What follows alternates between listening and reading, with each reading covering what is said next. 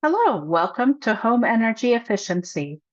My name is Melissa Birch. I'm with the Clean Energy Resource Teams, and I'm based at the University of Minnesota Extension. What we're going to talk about in this video is home energy efficiency. So looking first at home energy use and getting a sense for what your usage patterns are, learning how to make your home more comfortable and efficient, and then a few search resources that might help you in that journey. All right, so getting started. The first thing you want to do when you're interested in making your home more efficient is to ask a few questions. First, what is my home energy use? When is it highest? And what are the kinds of improvements that I can make to increase my efficiency? Then you determine which of the no-cost improvements you want to implement, any low-cost improvements you can implement, and then plan for the future for when you replace your heating system or appliances so that when you do that, you can replace with the most efficient technologies. So, starting out, you want to understand your home energy usage. So, a typical Minnesota household uses about 800 kilowatt hours per month. Natural gas or propane consumption is often more variable because that's used for heating. So that's very seasonal. But generally speaking, heating and air conditioning make up about 55% of a Minnesota home's energy use. The next biggest category is water heating, followed by appliances, lighting, and electronics are the least. When I look at utility bills, I like to play a game that is called What Caused That? And this is a bill from my previous home, and it was from 2018 through 2020. And as you can see, there's a giant spike in my electricity use in March of 2018. And the reason for that was that my natural gas furnace went out and I heated with space heaters for a week. It turns out that space heaters are an extremely inefficient way to heat your home. The next big spikes, well, medium spikes, are in the summer for air conditioning. And then in December and January, even though I worked for certs, I thought, oh, my incandescent holiday lights aren't really that big of a drain on my electricity. But it turns out having non-LED holiday lights was a really big spike in electricity usage. Finally, toward the end of the graph, you can see that when I added an electric vehicle, and started switching some of my transportation from gasoline over to electricity, there was an increase in my electricity usage. Now, depending on what utility you have, you may be able to go online to access more detailed information about your energy usage, including, in some cases, an app that shows daily or hourly energy use. So these two photos are screenshots from an app at my new home. And what you can see from the graph on the right is that there are giant spikes when I turned on my heat, my in-floor resistance heat, as compared to the rest of the day when I was heating with an air source heat pump. So there was a huge spike anytime I turned on my electric resistance heat. And so being able to map out that kind of usage data really can help you narrow down the opportunities for reducing your energy usage. So how do you go about doing that? Well, to start, look at those no cost measures.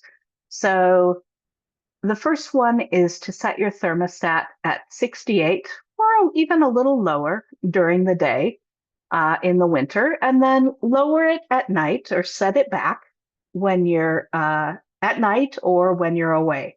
Now, one caveat to that is that if you have an air source heat pump, you're typically not going to do that setback because your heat pump operates more efficiently when it's maintaining a temperature rather than trying to bring it up to a new higher temperature. Also, during the winter, you're going to want to open your window curtains during the day to let the sun shine in and help warm your house, and close them at night to keep the heat in. You can also use insulated curtains or blinds to help do that. In the summer, you're going to do some of the reverse. So you're going to set your thermostat significantly higher in the summer. So you might set it at 77 or 78 instead of, say, 70 degrees. And you're going to close your curtains and blinds during the day to keep the sun from shining out, and maybe even open your windows at night and use a fan to bring in that cool night air for some natural air conditioning. When you look at thermostats, there are a few different options. So the most basic is the manual thermostat, and that just holds a set temperature until somebody actually goes over there and changes it.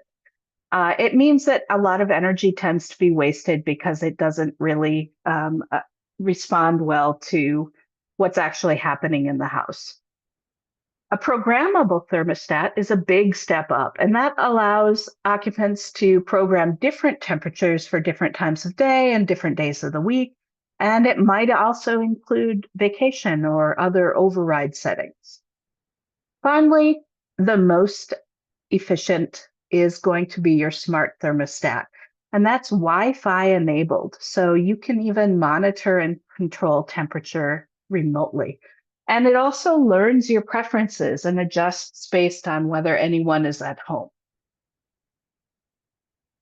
Another piece on this is don't try to heat or cool the outdoors, because it turns out the outdoors is very, very large and it is not efficient to try to heat and cool it. So close all windows and doors when you're running the furnace or air conditioner. There are also a few low-cost measures that you can take. So to keep out cold winter drafts, you can use draft snakes, sweeps, and weather stripping for doors. You can close and latch your windows, including your storm windows. And you can add plastic film to the windows to help keep those drafts out. If you have a forced air system, be sure to change your furnace filter monthly, especially if you have pets. It will help keep your furnace running efficiently and dependably. With respect to water heating, which, as you may recall, is a significant consumer of energy as well, you can install WaterSense faucet aerators and water-efficient shower heads, because as you reduce the amount of hot water you're using, you are also reducing the amount of energy you're using to heat that water. You can set your water heater temperature at 120 degrees Fahrenheit. That's really important, not just for saving energy, but also to reduce the chance of burns. You can also use cold water for washing clothes and take shorter showers. Looking at some of the bigger pieces, you want to look at your appliances when they need replacement and look at Energy Star appliances that qualify for utility rebates. So a lot of times in Minnesota, utilities will offer rebates that will help cover the cost of more efficient appliances. Now, refrigerators are an especially big deal. An old refrigerator might use as much as 1,700 kilowatt hours per year, whereas a new Energy Star model might use maybe 450 kilowatt hours per year. So a pretty big difference between those two. You also want to think about air sealing and insulation. So what we say here often is infiltration is not the same as ventilation, because we do recognize that homes need to breathe. The important thing about homes breathing, though, is that it's breathing in a controlled way. So you want to bring in fresh air and remove humid air to prevent things like mold and other health issues. But you want to do that in a controlled way through uh, air exchangers and vents and so forth. What you want to avoid is infiltration, which is uncontrolled airflow. And so doing air sealing and insulating well are ways to really improve not just the energy efficiency and comfort of your home, but also the healthiness of your home. Another piece that a lot of folks look at is windows and doors. And so in some cases, windows and doors really need to be replaced. In that case, you would look at things like the U factor. So you want the lower, the better. Energy Star labels, you want to look for multiple glazings, gas filling, low E coatings, and insulating spacers. So those are the things you want to look for if you really need to replace your windows and doors. That gets really expensive. So in many cases, you can improve your efficiency and the comfort of your home just by repairing the windows and doors. So looking for those damaged components, defective air sealing, hardware that's missing. So if your window lock is missing or is damaged, replacing that can allow you to really latch it more tightly and reduce your energy loss. And you also want to look for improper exterior flashing, as well as worn or damaged weather stripping. So just making some of those basic repairs can really be helpful in improving the energy efficiency of your home. All right, we're going to wrap up here with a couple of resources available from CERTS. The first one is our home energy guide. So definitely take a look at this. It's both a printed resource and an online resource, and offers some basic tips for saving money on your energy bills. And then we also offer information on energy audits and assessments. So looking, starting by looking at your utility bill to learn about your energy use, getting an audit. So checking with your utility to see if there are home energy audits, as well as related programs like rebates that can help cover the cost of upgrades. And be sure to check out our website to learn more about how you can save energy. With that, thank you so much for joining me. You can always reach us at ambassadors@cleanenergyresourceteams.org.